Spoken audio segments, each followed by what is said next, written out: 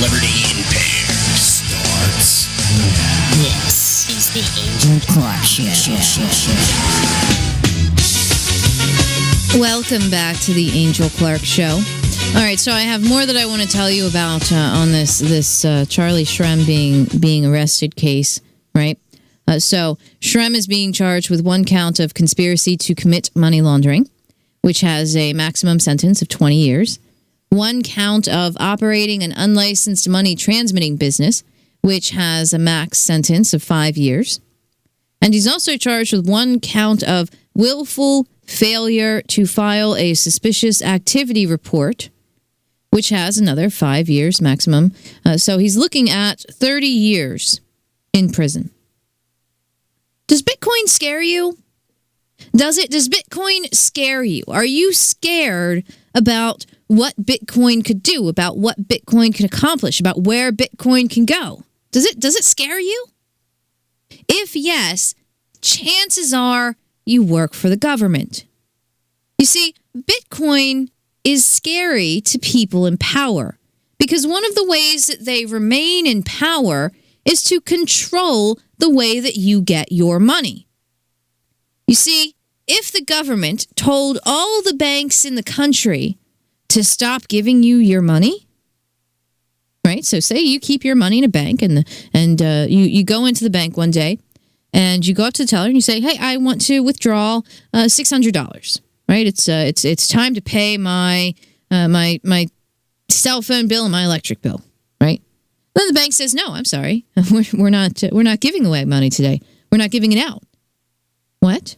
Yeah, well, the government said we can't give out money for 2 days. So for 48 hours, we are not giving out money. Now that seems kind of strange, doesn't it?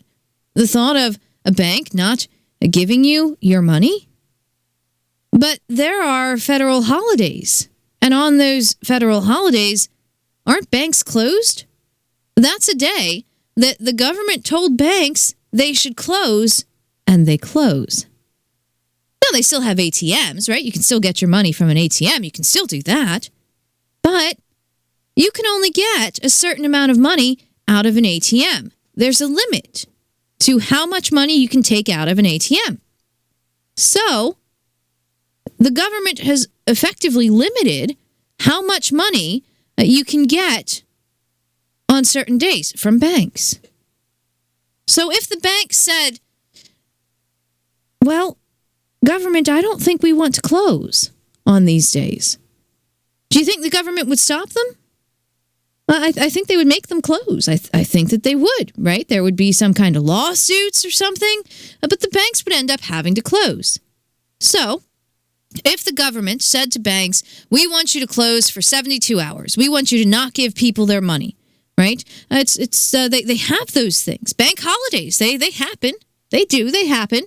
And so the government, right now, they could tell banks to close and you would not be able to get your money. You would absolutely not be able to get your money. They can't do that with Bitcoin. They also can't stop you from spending Bitcoin. They can't stop you from buying Bitcoin. They can't stop you from trading Bitcoin. And they can't see what you've purchased with Bitcoin. That means that they cannot force you to pay taxes on Bitcoin. That scares governments. This does. This concept scares governments. They can't tax you on it. They can't stop you from using it. They can't stop you from buying it or selling it. And since they can't tax you on it, that means that they can't get their fair share. Their fair share. That means that they can't use your Bitcoin to drop bombs on people. They can't use your Bitcoin to keep people in cages. They can't use your Bitcoin to pay their police. See, they want to control Bitcoin. And that's why this is happening. It's not happening because Charlie Shrem did horrible things by selling Bitcoin to people. It's not happening because of that. 30 years in prison. He is facing 30 years in a cage. So, I want you to keep in mind that this is happening. I want you to think about this concept, about the fact that Charlie Shrem is looking at 30 years in a cage for selling Bitcoin. That's all that he did. He sold Bitcoin to people. And I want you to consider the precedent that this could set. He sold Bitcoin to people, and then people used that Bitcoin to buy drugs. That's what he did. Does that mean that other Bitcoin sellers should be in cages because someone may have used that to buy drugs? Does that mean that? It shouldn't. That does not mean it will not happen.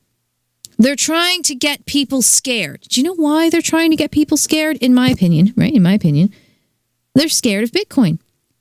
And some of the ways that we get people scared of things is first, we try and discredit those who are involved in the movement. And Charlie Shrem has been very open and involved in the movement. He's been at the front of newspapers, and he's done interviews, and he's talked about Bitcoin a lot. You don't forget those eyebrows, man. You just don't forget them. They stand out. He's been in public a lot, talking about Bitcoin and how fantastic and how wonderful it is, saying very positive things about it. So, the government wants to shut him up. They want to shut him up. 30 years in a cage, folks.